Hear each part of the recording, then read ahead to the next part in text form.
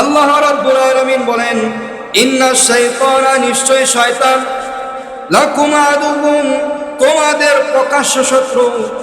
আল্লাহ রাব্বুল আলামিন ঘোষণা দিলেন, নিশ্চয় শয়তান তোমাদের প্রকাশ্য শত্রু। ফাত্তাখিযুহু আদুওয়া, তোমরাও শয়তানের প্রকাশ্য শত্রু হয়ে যাও। তাহলে আয়াতের ভিতরে কি বললেন আল্লাহ রাব্বুল আলামিন?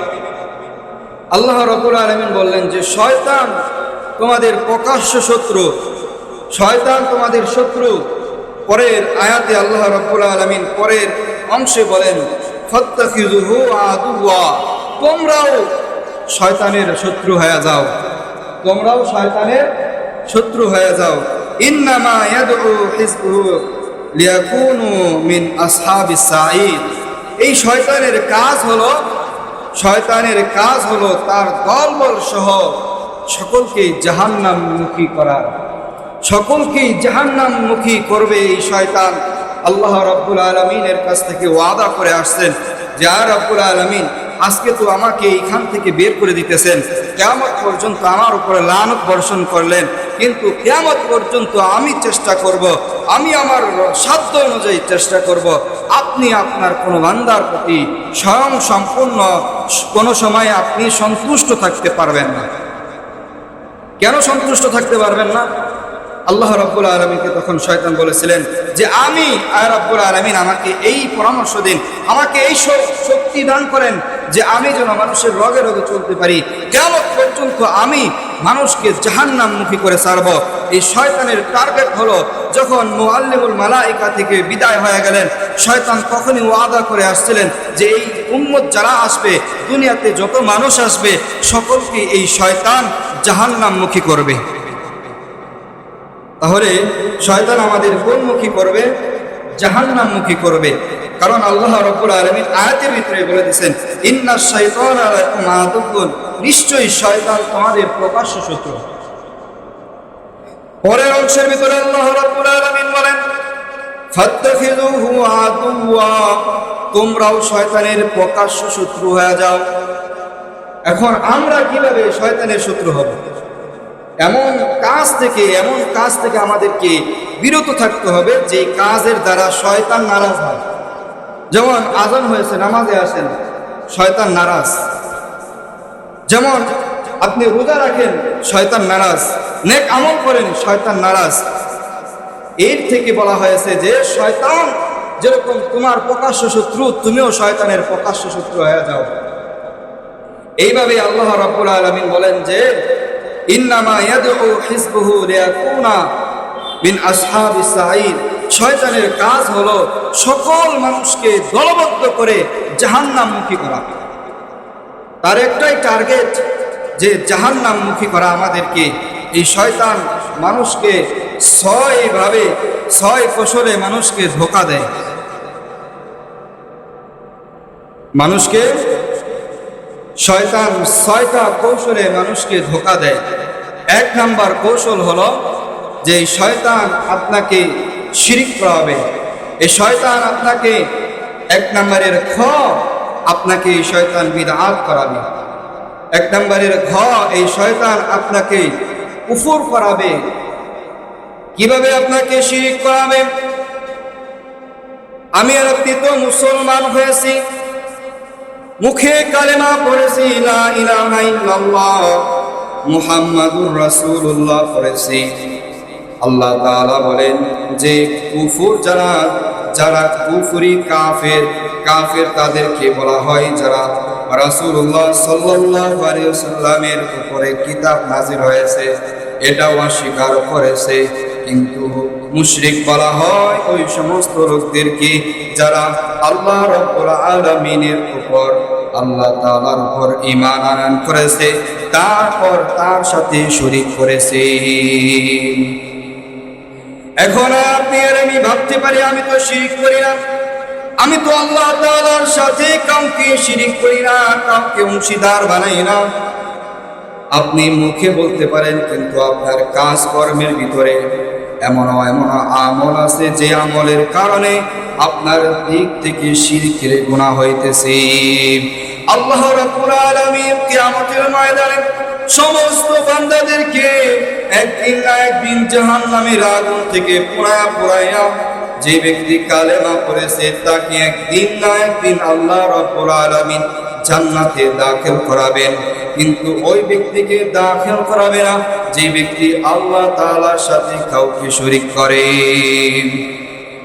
আল্লাহ তাআলার সাথে কেউ যদি আল্লাহ তাআলার সাথে শরীক করে যে আল্লাহ তাআলার সাথে আরেকজন আছে, তাহলে সে প্রকাশ্য শত্রু হয়ে গেল আল্লাহ রাব্বুল আলামিনের। আল্লাহ নবী সাল্লাল্লাহু আলাইহি ওয়াসাল্লাম বলেন, কোন ব্যক্তি যদি দুনিয়াতে জিনা করে, জিনা করার পর ওই ব্যক্তি তওবা করে নাই কিন্তু তার মরণ হয়ে গেছে, তখন আল্লাহ নবী সাল্লাল্লাহু আলাইহি ওয়াসাল্লাম বলেন, কিয়ামতের ময়দানে আল্লাহ রাব্বুল আলামিন চাইলে এই বান্দাকে আল্লাহ তাআলা মাফ করে দিয়া জান্নাত দিতে পারেন। সুবহানাল্লাহ। আল্লাহ তাআলা চাইলে এই ব্যক্তিকে মাফ করে দিয়া জান্নাত দিতে পারেন। অপর দিক দিয়ে আল্লাহ নবী এই হাদিসের সাথে বলেন যে ওই ব্যক্তিকে মাফ করা হবে না যে ব্যক্তি আল্লাহ তাআলার সাথে অংশীদার বানাইল, যে ব্যক্তি আল্লাহ তাআলার সাথে অন্য কোনো কাউকে শরীক করলো, তাকে আল্লাহ রাব্বুল আলামিন কোনোদিন ক্ষমা করবে না। আল্লাহ তাআলা কয়জন তাহলে? আল্লাহ তাআলা কয়জন? আল্লাহ তাআলা একজন, এক ও অদ্বিতীয়। আল্লাহ রাব্বুল আলামিন বলেন, কুল হুয়াল্লাহু আহাদ আল্লাহুস সামাদ লাম ইয়ালিদ ওয়া লাম ইউলাদ ওয়া লাম ইয়াকুল লাহু কুফুয়ান আহাদ।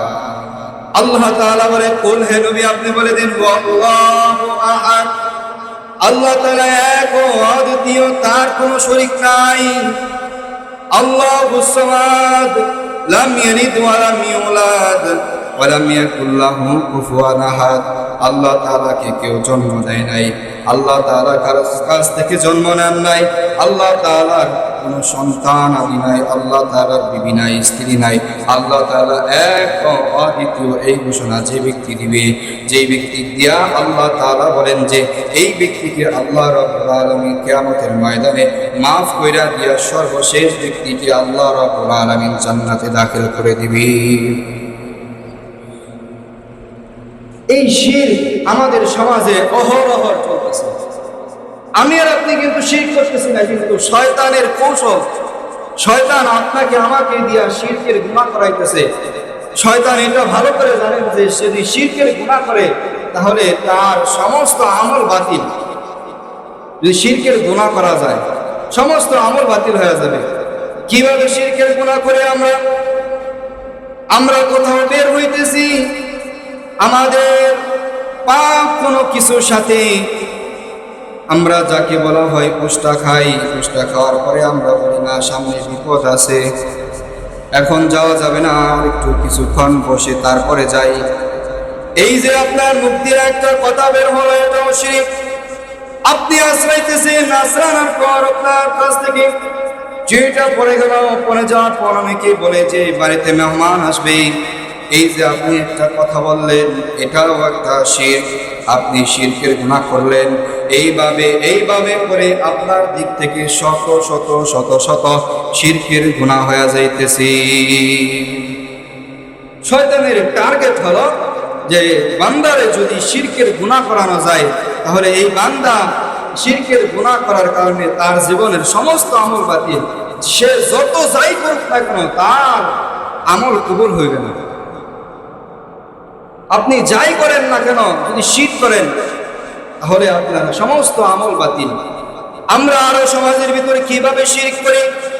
যারা কাফের, মুশরিক, বেঈমান, তারা তো লাত উজ্জার ইবাদত করে, লাত উজ্জার পূজা করে, এটা তাদের ব্যক্তিগত ধর্ম। কিন্তু আমি আর আপনি মুসলমান হয়ে আমার আপনার সন্তান হইতেছে না, অমুক বাবার দরবারে গিয়া গরু জবাই করে দিয়া ঈশা মান্নত করি। কথা বলেন ঠিক কিনা? এই যে আপনি অমুক বাবার দরবারে গেলেন, গরু জবাই করলেন, এটা কি শিরক? এইভাবে করে আপনার দিক থেকে শত শত শিরক হয়ে যাইতেছে। শয়তানের ধোঁকায় পড়ে আপনি শিরকের গুনাহ করে ফেলতেছেন। এই জন্য প্রথম যে শয়তানের 6টা কৌশলে আপনাকে আমাকে ধোঁকা দেয়। 1 নাম্বার কৌশল হলো আপনাকে আমাকে দ্বারা শয়তান শিরকের গুনাহ করায়।